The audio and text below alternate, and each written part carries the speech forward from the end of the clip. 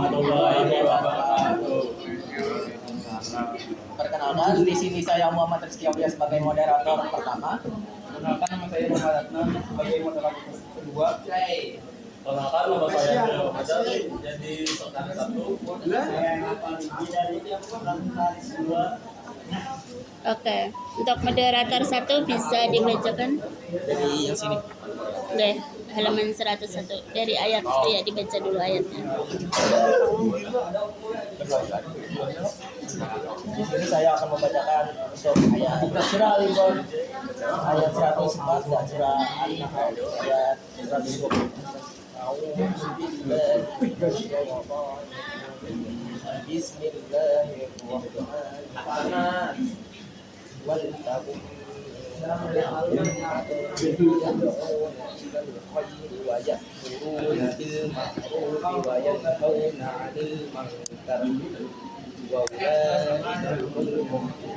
Oke, yang An-Nahlnya bisa moderator 1 ya. Moderator 2 maksudnya An-Nahl.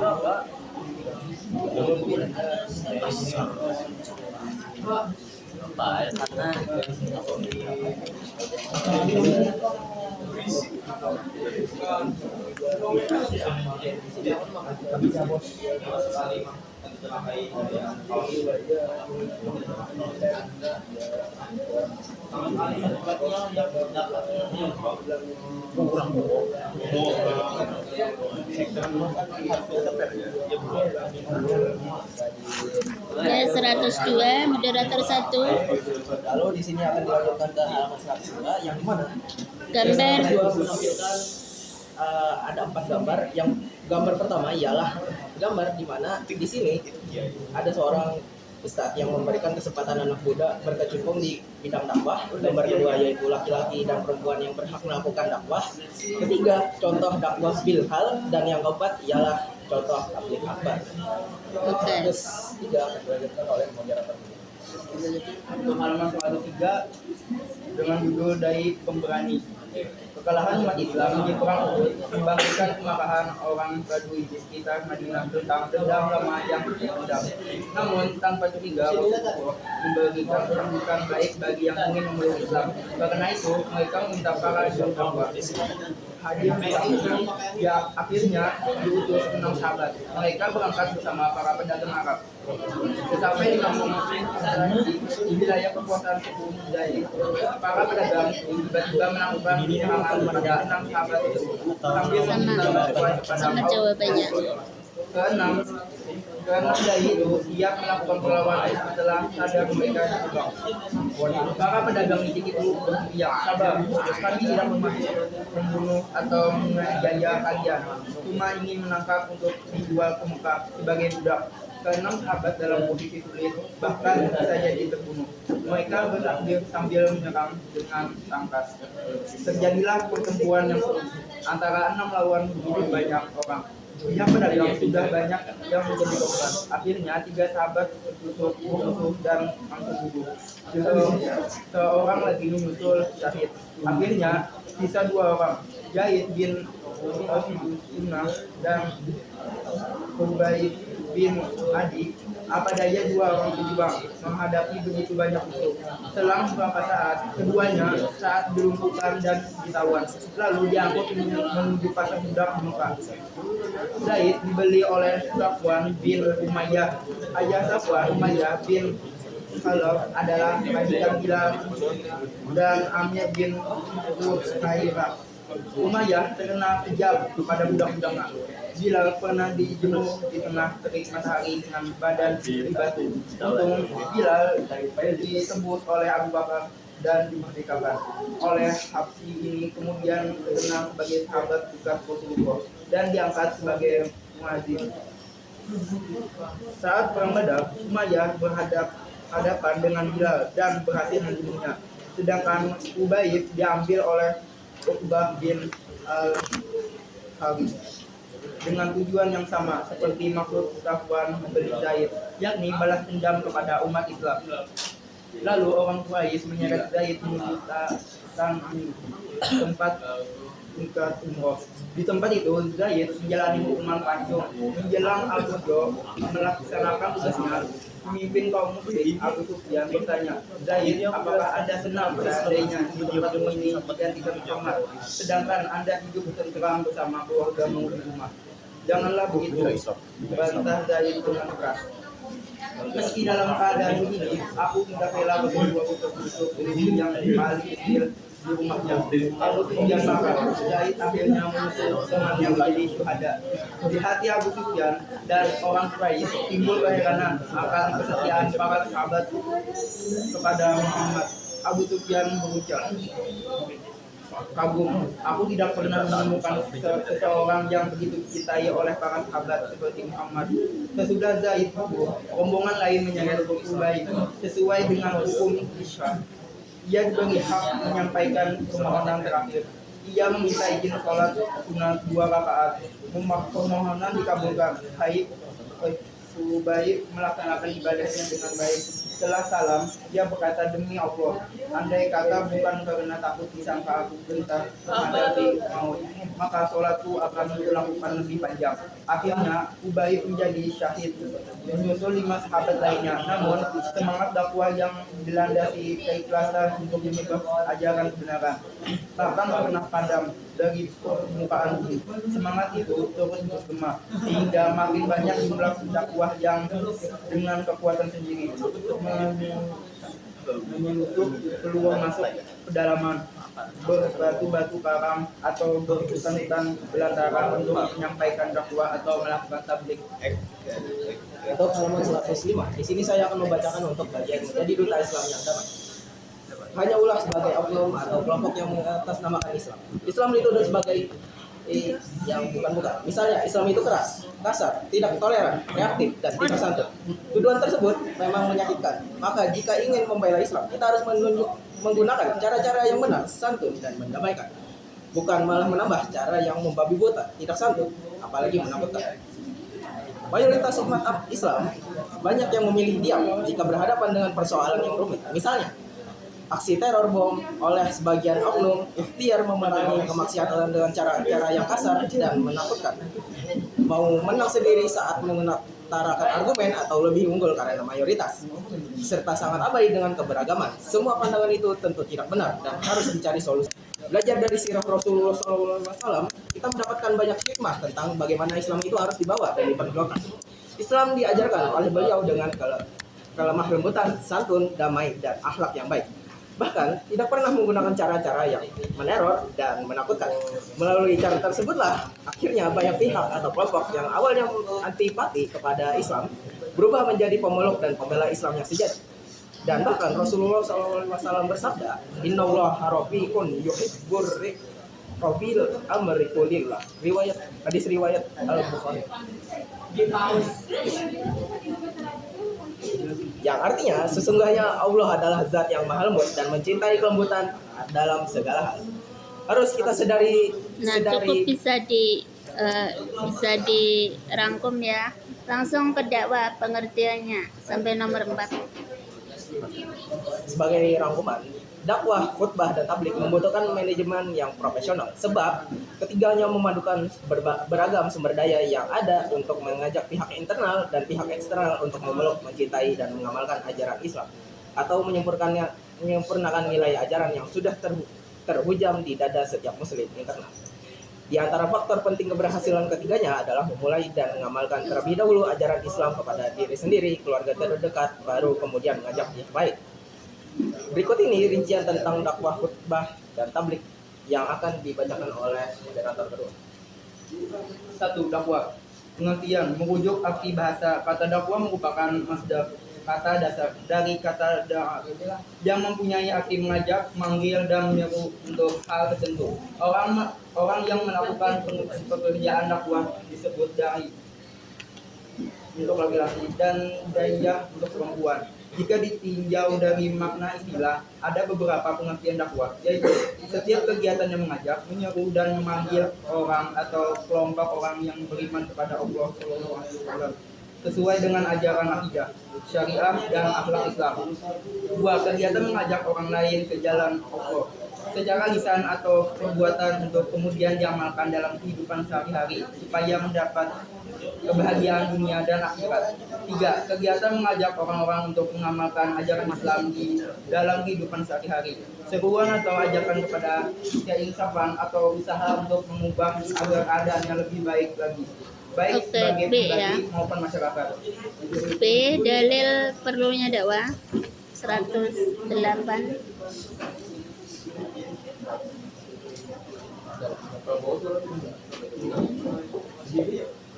Dalil perlunya dakwah.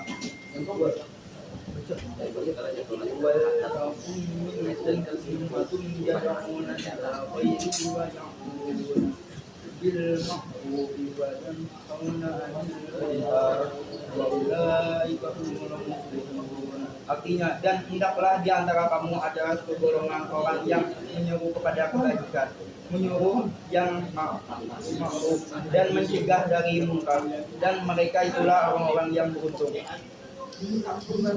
B. C. Adab berdakwah. Adab berdakwah. Adab atau etika dakwah yang harus diperhatikan antara lain. Dakwah dengan cara hikmah, yaitu ucapan yang jelas, tegas, dan sikap yang bijaksana. 2. Dakwah menggunakan cara jadul hasanah atau nasihat yang baik, yaitu cara-cara persuasif, damai, dan menenteramkan tanpa kekerasan, dan edukatif. 3. Dakwah dengan cara mujadalah, yaitu diskusi atau tukar pikiran yang berjalan secara dinamis dan santun dengan menghargai pendapat orang lain.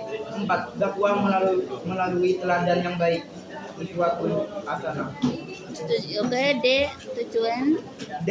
Tujuan dan sasaran dakwah. Sasaran dan tujuan dakwah sejak zaman dulu, mulai dari Nabi Adam sampai Nabi Muhammad, bahkan sampai berakhirnya kehidupan, memiliki sasaran yang jelas dan tetap, yakni sebagai berikut. 1. Sasaran dakwah: memberi semangat kepada manusia agar selalu meningkatkan kualitas dan kuantitas amalnya, dari baik menjadi terbaik. Sudah banyak amalnya agar diperbanyak lagi, serta dari yang sekedar mengejar formalitas menuju ke substansi, sehingga profil mukmin yang sejati menjadi nyata adanya. B. Mengubah jalan hidup yang tidak baik menjadi baik, serta yang menyimpang dari aturan Allah agar kembali ke jalannya melalui taubat nasuha, sehingga derajat sifat dan martabat manusia yang sudah terpuruk dan jatuh ke lembah dusta dapat terangkat kembali dan menjalani kehidupan secara benar. Oke, tujuannya. Tujuan dakwah. Kamu yang moderator 1. 2. Tujuan dakwah. Jika merujuk ke surah An-Nur ayat 55, maka tujuan dakwah adalah menyuruh dan mengajak segenap manusia agar konsisten istiqomah dalam beriman hanya kepada Allah Subhanahu wa taala dan tidak melakukan kemusyrikan. Lalu menjadikan seluruh aktivitasnya hanya beribadah kepada Allah Subhanahu wa taala, ikhlas atau syariah. Ketiga, mengerjakan amal soleh ya dalam arti yang seluas-luas amal ibadah atau muamalah.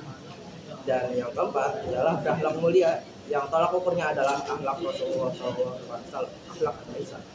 Oke, ya cukup di situ ya. Sampai di situ untuk syarat dan metode dan media serta manajemen strategi bisa kalian baca sendiri. Nah, untuk dari moderator kamu tawarkan kepada teman-teman audiens untuk bertanya.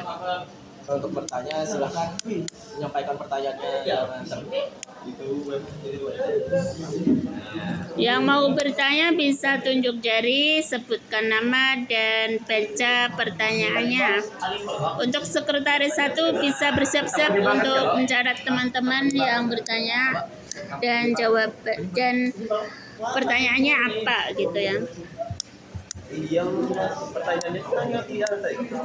Yang disebut yang pertanyaan. Ya, contoh pertanyaan tuh ada di proses diskusi di manajemen di RPP Ibu tadi ya. Di RPP ya boleh meniru dari situ juga boleh. Bu izin kerekam kalau bukan yang menit. Ya. Ada yang mau bertanya, Kak? Silakan menyampaikan pertanyaannya. Permisi Bang, yuk.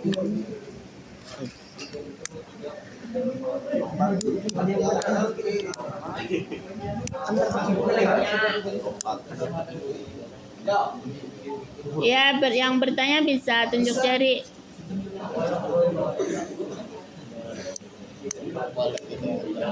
Moderator boleh menjawab. Nggak boleh. Karena sudah ada nilai, jadi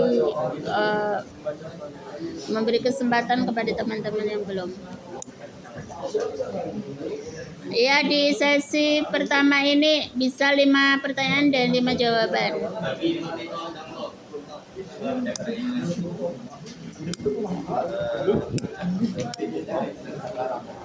Bila belum bisa bertanya, kalian bisa ngambil contohnya di proses diskusi di RPP yang Ibu unjuk di grup.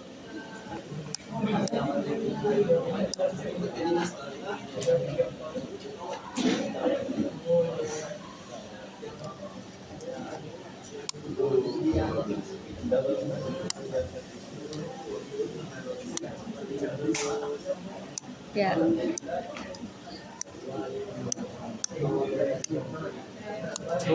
Menunjuk orangnya boleh. Kon? Menunjuk orang bertanya. Boleh. Moderator. Untuk Adit, ayo untuk pertanyaan Adit. Aditya, ayo Maudi dipersilakan untuk menyampaikan pertanyaan yang mengenai materi yang dibawakan. Oke, ada yang mau bertanya ya?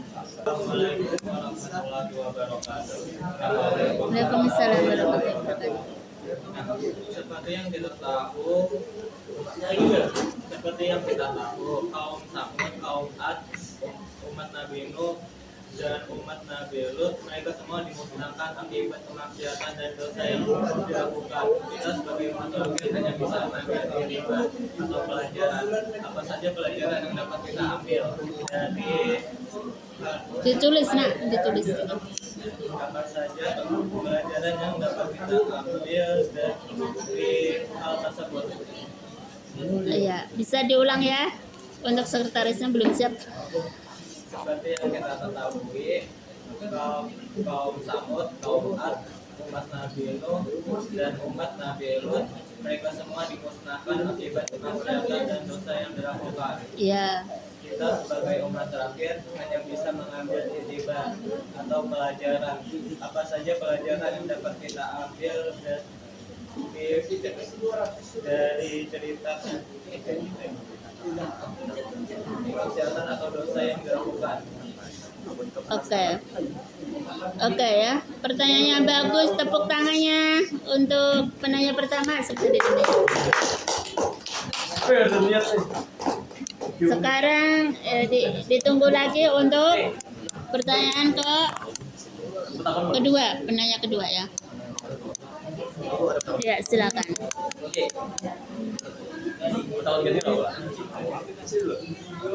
Silakan untuk bertanya. Ya, sebutkan nama. Ya, secara umum aja, nggak usah bisik-bisik ya. Iya, bicara penasaran. Iya, kamu berdiri. Kenapa? Mengapa berdakwah itu harus hati-hati? Siapa namanya? Alif. Muhammad Alif. Mengapa berdakwah itu harus hati-hati? Harus hati-hati. Ya, ini pertanyaan menarik ya, dan memang perlu itu ya. Tepuk tangannya untuk Alif.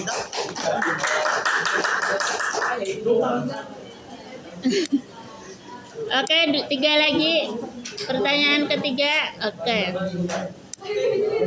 Ayo sebutkan nama. Berdiri ya, supaya terlihat oleh teman-teman yang lain.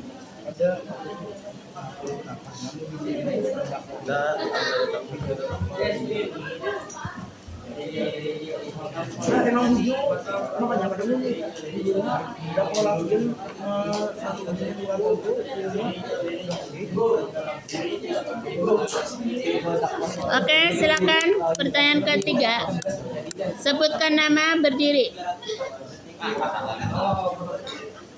Sebutkan nama dan dibaca pertanyaannya. Bisa berdiri di tengah sini bisa ya? Ya kalau udah. Ya kalau udah kawan. Perkenalkan nama saya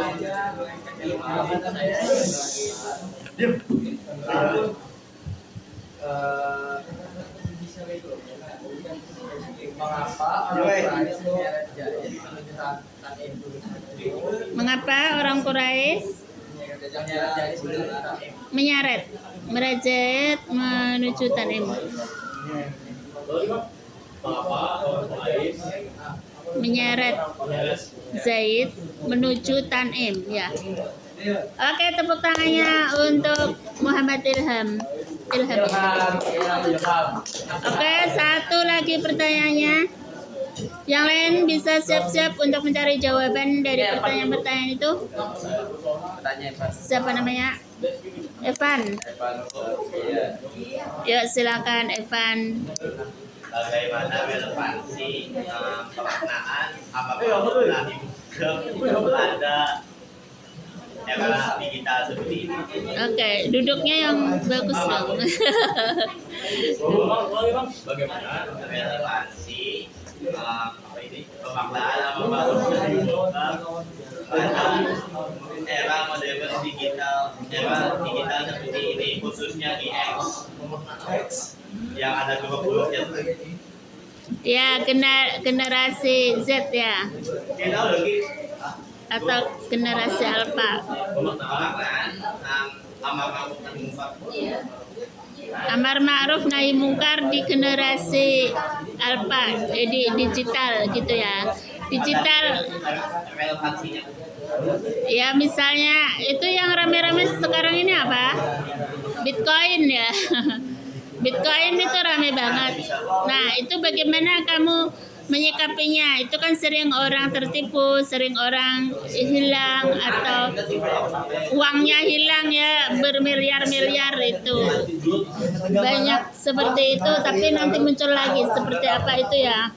Nanti bisa kalian diskusikan. Oke. Ya.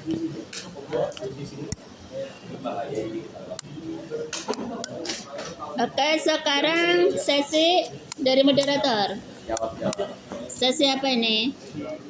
Menjawab. Pembukanya Sesi menjawab itu ada 5 orang juga kan ya, minimal 5. Tapi jawaban itu boleh banyak, jadi boleh lebih dari 5.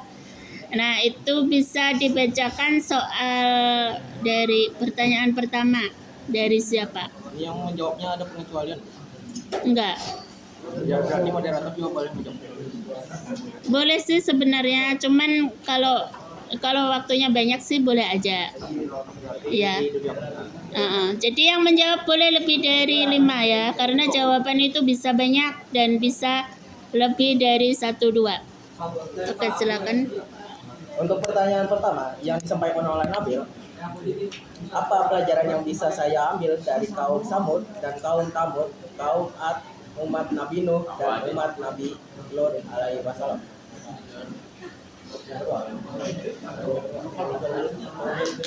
Langsung baca pertanyaan kedua dulu atau nggak ada yang jawab? Yang satu dulu. Apakah ada yang bisa menjawab untuk pertanyaan Nabil? Iya, jadi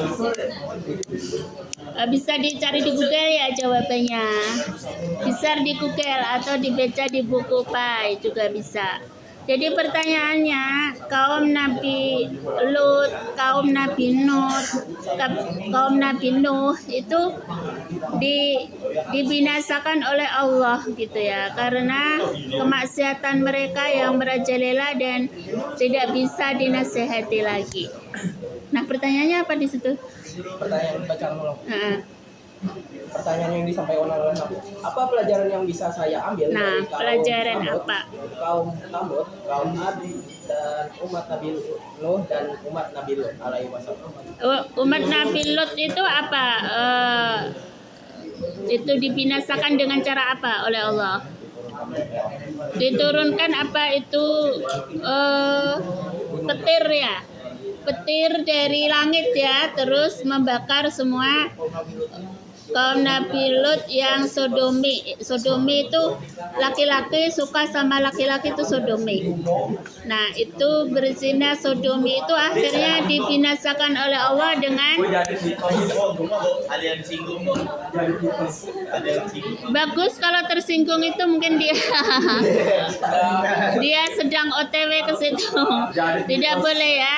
Nah, itu akhirnya disambar petir ya, disambar petir dari langit dan mereka langsung terbakar dan mati gitu ya. Nah, pelajaran apa yang kamu ambil dari situ, yang kalian ambil dari cerita-cerita kaum Nabi Lut, kaum Nabi Samud, kaum Nabi Samud itu apa? Apa hukumannya? Samud. Kaum Samud apa? Menyembah sapi itu ya? Yang menyembah sapi. Apa balasan dari Allah? Dibinasakan ya? Dibinasakan dengan cara apa? Kalau Fir'aun dibinasakan dengan cara tenggelam di laut, iya kan? Nah, pelajaran-pelajaran apa yang kalian bisa ambil dari cerita-cerita itu? Siapa yang mau menjawab? Yang belum pernah bertanya bisa menjawab. Ayo, yang paling pojok yang pakai baju olahraga itu siapa namanya? Yang pakai baju olahraga siapa namanya? Nah, kamu harus menjawab itu. Yang di pojok itu kan kamu nggak aktif, ayo segera aktif, menyimak, mendengarkan. Pertanyaannya apa aja? Hah? Apa pelajaran yang kamu ambil tentang cerita Nabi Lut, cerita Nabi Samud?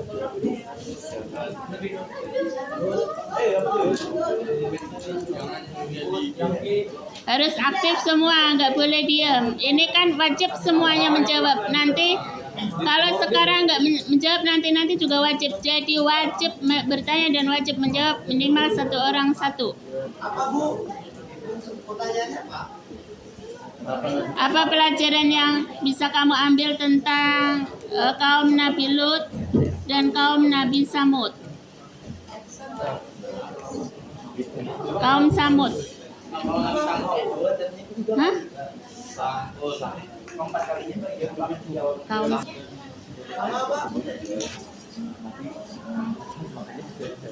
Mengapa mulai dari tadi kamu gak memperhatikan? Harus memperhatikan semua sekelas.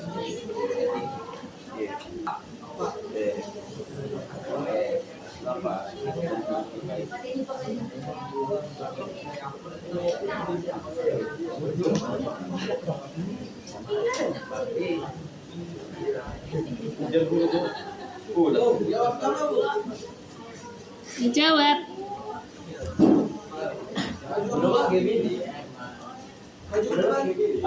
Bisa berdiri dari situ. Menjaga citra.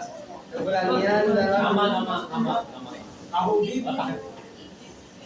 Jadi kaum Nabi Samud itu kaum Nabi Saleh yang menentang dan dihancurkan oleh Allah.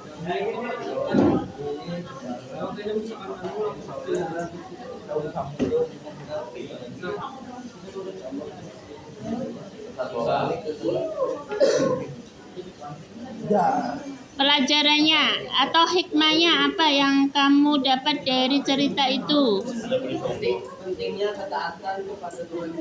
Iya, betul itu ya. Pentingnya taat kepada Allah. Menolak perbuatan maksiat. Iya, menolak perbuatan maksiat. Terus tidak boleh sombong, oke?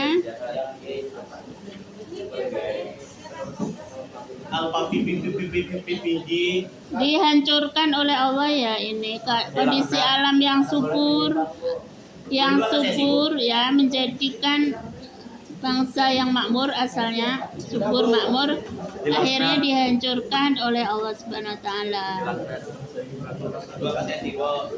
Oke. Itu ya jawabannya sudah dirangkum? Sudah, oke. Bisa dilanjutkan untuk yang kedua, pertanyaan kedua. Untuk pertanyaan Ini jarak sih jawabannya.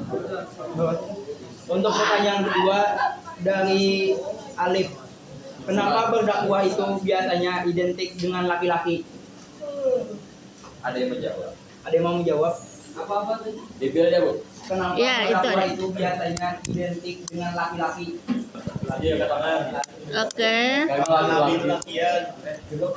Ya, bisa berdiri nak ya. Silakan menjawab. Weh, Nabi dakwah. ya tahu kan identik. Mana Nabi? Ya, perkenalkan namanya dan sebutkan jawabannya. Andainya Nabi. ingin menjawab pertanyaan dari Alia. Sebenarnya Nabi SAW itu dengan adalah kewajiban setiap muslim baik laki-laki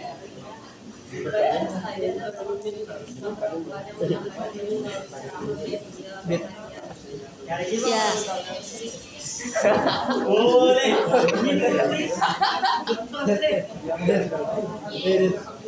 Mengapa harus laki-laki ya? Mengapa laki-laki kebanyakan dan perempuan itu jarang gitu maksudnya? namanya Alif. Sama ya jawabannya, padahal zaman sekarang sama perempuan juga ada yang dakwah gitu. Jadi itu kesimpulannya bahwa zaman sekarang juga perempuan juga bisa berdakwah. Boleh silakan. Jadi sementara kamu mencatat, Ibu terangkan ya sedikit tentang dakwah, mengapa lebih banyak laki-laki dan perempuan. Nah, perempuan padahal sarjana dakwah itu perempuan juga banyak ya. Tapi mereka nggak menjadi penceramah atau pendakwah. Nah, itu ada sebagian perempuan itu yang memang tidak dibolehkan banyak-banyak berkiprah gitu ya. Nomor satu dari segi suara perempuan itu adalah didengarkan. Suara perempuan itu adalah aurat. Nah itu jadi ada orang perempuan itu yang suaminya nggak membolehkan untuk berkiprah, itu juga ada. Ya, yang kedua perempuan itu banyak fitnah. Nanti dakwah di sana ada laki-laki tertarik gitu ya, ke sana tertarik dan sebagainya. Terus nomor 3 apa? Nomor 3 apa? Ya memang ruang lingkup perempuan itu agak berkurang dari laki-laki. Tetapi zaman sekarang banyak sekali perempuan yang berkiprah untuk berdakwah. Karena dakwah itu sangat dibutuhkan, terutama dakwah perempuan di kalangan perempuan. Nah itu boleh ya, menjadi imam perempuan tapi jemaahnya perempuan semua, itu juga boleh gitu ya. Nah terus untuk tadi apa yang kaum Nabi Samud itu, nah kaum nabi-nabi sebelum Nabi Muhammad itu memang nabinya juga doanya supaya mereka hancur ya. Apabila kaumnya itu rusak atau hancur, maka nabinya berdoa agar kaumnya hancur. Berbeda dengan Nabi Muhammad. Nabi Muhammad itu tidak pernah berdoa mencelakakan umatnya. Tapi doa Nabi Muhammad adalah minta keberkahan untuk umatnya. Meskipun umat itu misalnya di dalam neraka pun akan ditolong oleh Nabi gitu ya. Jadi satu-satunya Nabi yang doanya untuk menyelamatkan kaumnya adalah Nabi Rasulullah Muhammad. Paham ya? Ada lagi yang bertanya? Ada lagi mau bertanya? Gimana?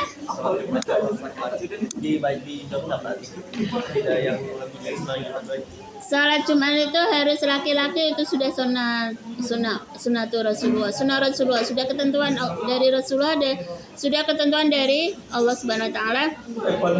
Nah, untuk perempuan itu boleh yang perempuan Aisyah. Aisyah itu yang sudah tua renta, yang sudah ibaratnya laki-laki tuh nggak kepingin laki dengan perempuan itu, nah itu boleh sholat Jumat. Kan biasanya di belakang ada, ya, perempuan tua yang sudah nenek-nenek itu ikut sholat Jumat ya. Jarang, tapi ada lah, entah 5 orang pasti ada. Nggak pernah melihat? Oh, di sini ya. Kalau di tempat itu sih ada. Nenek ibu juga ikut sholat gitu ya. Banyak orang perempuan yang sudah tua renta itu ikut sholat Jumat. Itu ada gitu ya. Tapi meskipun Aisyah, meskipun sudah nenek-nenek, tapi masih cantik gitu ya, masih menimbulkan fitnah, maka dilarang, tidak boleh gitu ya. Apalagi misalnya di kota banyak nenek-nenek yang cantik-cantik. Mengapa? Karena dia pandai merawat tubuhnya. Nah, itu akhirnya dia menimbulkan fitnah. Tidak boleh untuk melakukan ibadah yang bercampur dengan orang banyak. Oke? Iya. Yang ketiga. Saya ingin membacakan pertanyaan oleh Nabi Ilham, yaitu mengapa orang Quraisy menyerahkan menuju Taif? Ya, mengapa orang Quraisy menyeret Zaid menuju Tanim? Ya, bisa ada yang menjawab. Mengapa orang Quraisy menyeret Zaid menuju Taif? Iya, itu Zaid tadi kedudukannya sebagai apa? Pendakwah ya. Yang 6 orang tadi tugasnya adalah untuk berdakwah, tapi akhirnya mereka semua binasa ya. Sisa berapa orang? Sisa 2. 2 itu pun dirangket gitu ya. Ditali tubuhnya dan akhirnya apa? Mati juga ya. Kecuali Bilal ya. Nah, kecuali Bilal. Nah, itu kamu bisa analisis mengapa kan dia orang Quraisy itu agamanya apa tadi? Kepercayaannya apa? Nah, yang pendakwah mendakwahkan ajaran. Nah, dari situ kamu sudah bisa menjawab. Itu analisis namanya. Kalau kamu nggak bisa menjawab berarti belum bisa analisis. Jadi analisisnya itu bisa dicari dasarnya apa. Orang Quraisy itu apa sih agamanya, kepercayaannya apa. Dan pendakwah Islam itu kepercayaannya apa. Nah, mengapa mereka menyeret pendakwah Islam? Apakah karena dia terlalu suka atau tidak suka atau sebagainya. Nah, itu analisis namanya. Dari analisis itu kalian gabung, nah menjadi satu jawaban. Bisa ya? Coba kamu menjawab. Bagaimana Pak? Jawab itu tadi pertanyaannya. Nah, mungkin di buku itu nggak ada, di Google nggak ada, tapi kamu bisa analisa dari logika juga bisa gitu ya. Sebelum ada agamanya Islam tuh kan ada agama lain. Oke. Jadi yang kata agama Islam tuh apa bedanya dengan agama itu? Buat dia tetap masuk Di akhirat yang tidak mengetahui agama Islam, yang kafir kan masuk neraka. Adapun agama-agama sebelum Rasulullah itu namanya agama tauhid, mengesahkan Allah. Nabi Isa agamanya tauhid, namanya kaum Nasrani. Nabi Ibrahim namanya kaum Yahudi, mentauhidkan Allah gitu ya. Nabi Sulaiman yang kaya raya itu juga mentauhidkan Allah. Agama sebenarnya tauhid. Semua agama sebelum Nabi Muhammad adalah agama tauhid. Mereka masuk surga semua gitu ya.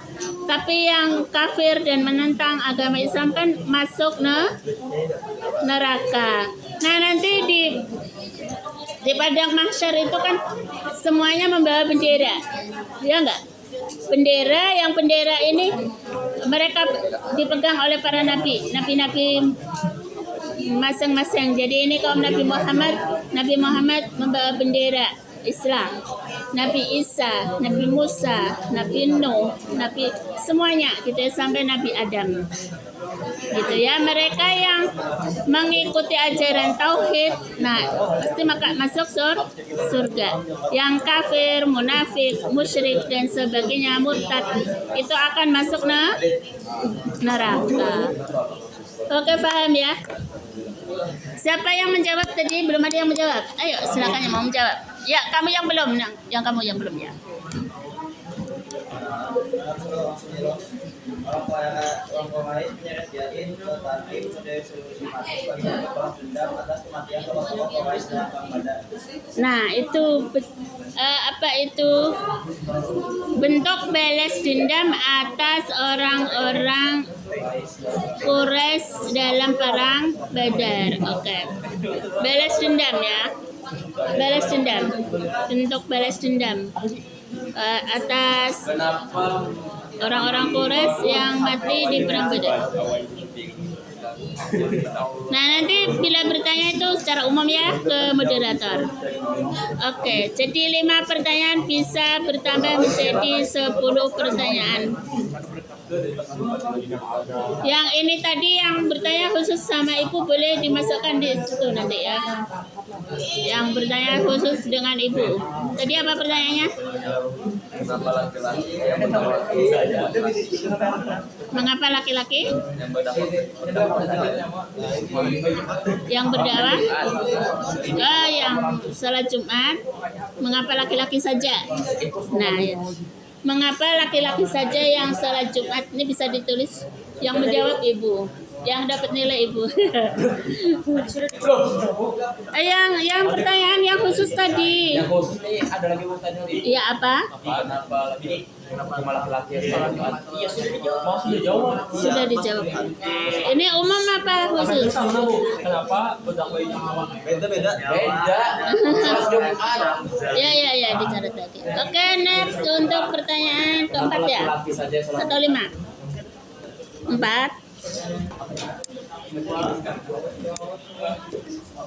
Ada takutkan nih.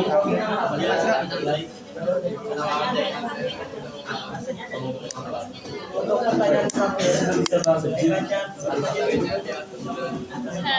Pertanyaan keempat atau kelima? Oke, dibacakan. Untuk pertanyaan yang keempat yang disampaikan oleh apa?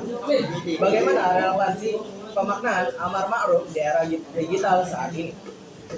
Oke, pemaknaan amar ma'ruf di era digital. Oke, pojok-pojok ayo menjawab.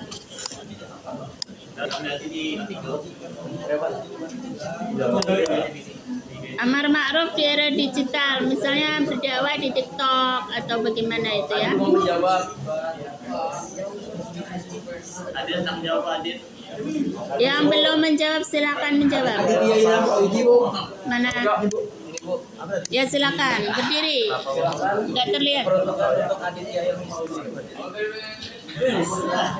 relevansi pemaknaan amar ma'ruf di era digital saat ini. Justice. Relevansi apa? Relevansi pemaknaan amar ma'ruf di era digital. Begininya dulu belum.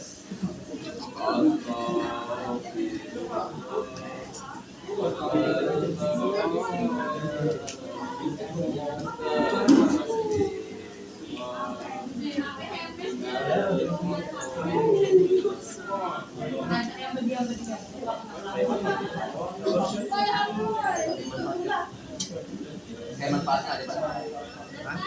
Relevansinya ya kalau implementasinya relevan atau jabat sekarang maknanya masih dipakai ya itu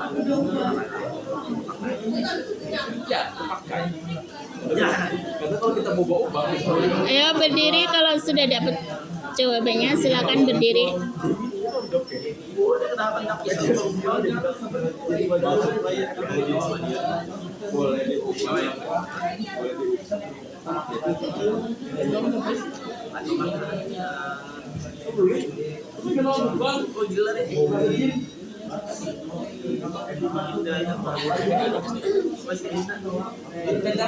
Ayo yang mau menjawab.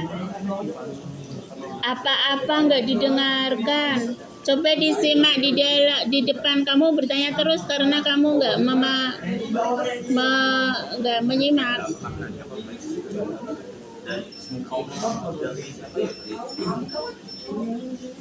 Ada hukumnya, ada ininya, syaratnya. Sudah? Ayo secepatnya dijawab. Bagaimana bentuk amar ma'ruf di era digital?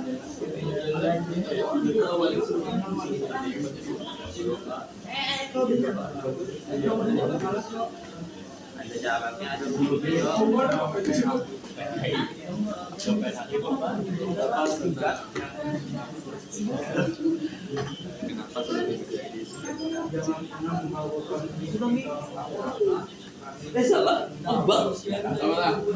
Oke. Namanya.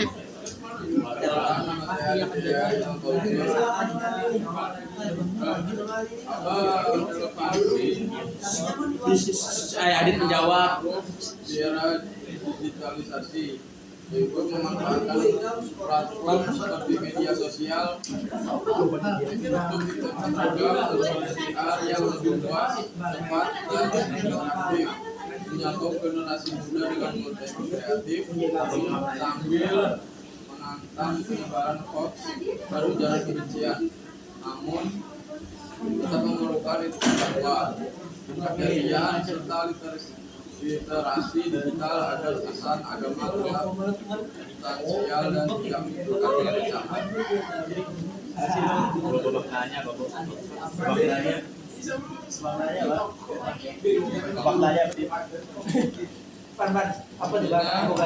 Relevansi amal ma'ruf di era digital adalah tentang mengadaptasi platform digital secara kreatif, etis, dan efektif, menjaga keberpihakan.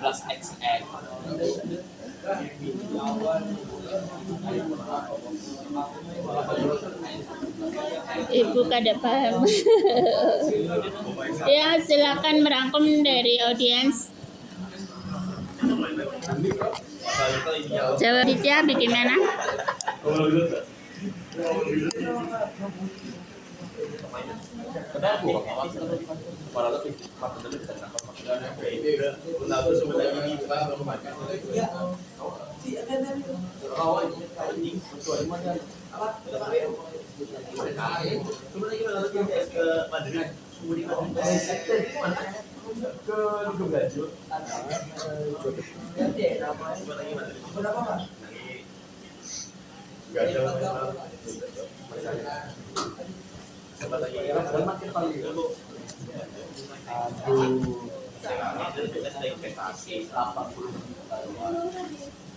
Sudah, silakan moderator. Masih ada satu pertanyaan lagi ya?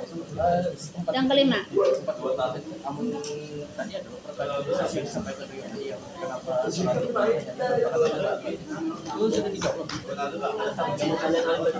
Pertanyaannya 5 kan ya? Yang satu yang mana? Yang kelima yang mana? Belum ada yang menjawab.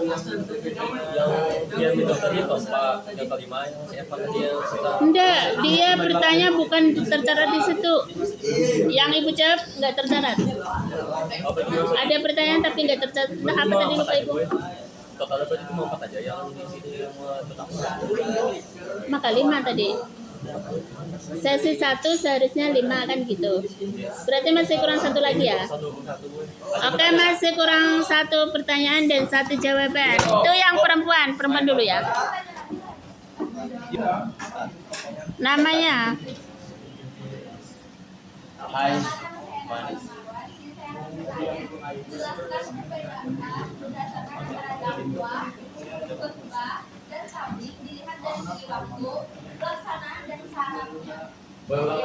Oke. Nah, dari pertanyaan itu ini bisa dijawab ya, dan kalian yang belum bertanya dan belum beraktivitas di diskusi ini bisa cari jawabannya.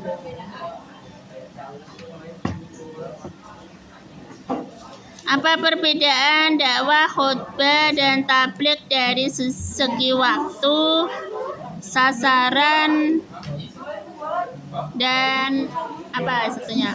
Tempat ya.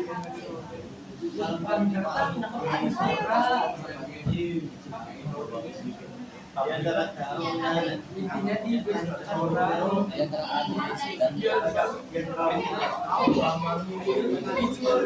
Kacamata Jawa.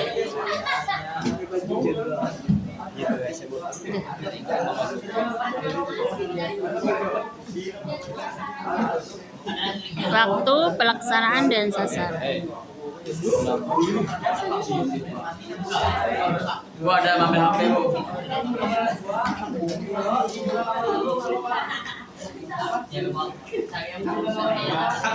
Oke, bisa dibacakan dengan suara yang lantang supaya kawan-kawan dengar. Pertanyaan dari Nabila yaitu jelaskan perbedaan mendasar antara dakwah, khutbah, dan tabligh dan bisa dilihat dari segi waktu, pelaksanaan, dan sasarannya.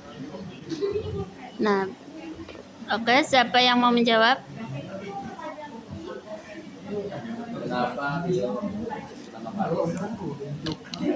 Waktu, dakwah, tabligh, dan bisa dibuka di Google. Apa perbedaan dakwah, tabligh, dan khutbah dari segi waktu? Satu orang. Nanti dari segi sasaran satu orang lagi, gitu ya. Dan segi pelaksanaan satu orang lagi. Jadi pertanyaan ini bisa 3 orang yang menjawab. Ayo, siapa yang mau menjawab? Deh, silakan.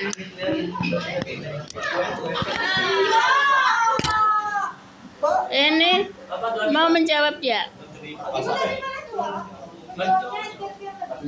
Iya, menjawabnya ada petugas. Pon? Ini dia menjawab. Ayo, jawab. Perbedaan utama khutbah, tabligh, dan dakwah dari segi waktu dan tempat adalah khutbah terikat waktu spesifik, misal sholat Jumat dan tempat mimbar atau masjid. Tabligh bisa kapan saja di berbagai tempat, bisa di majelis, acara akbar, dan lain-lain.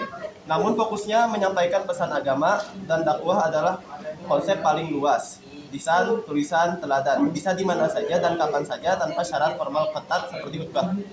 Oke, 100. Ini siapa namanya tadi? Muhammad Rio Faisal. Muhammad Rio. Itu sudah tercakup semua ya. Waktu sudah, pelaksanaannya sudah, apalagi satunya sasaran. Sasarannya ada nggak? Sudah ada ya. Oke, kalau sudah ada sudah cukup ya semuanya. Bisa kalian tutup acara ini, diskusi ini. Sekian dari yang bisa kami sampaikan. Terima kasih. Wassalamualaikum warahmatullahi wabarakatuh. Waalaikumsalam warahmatullahi wabarakatuh.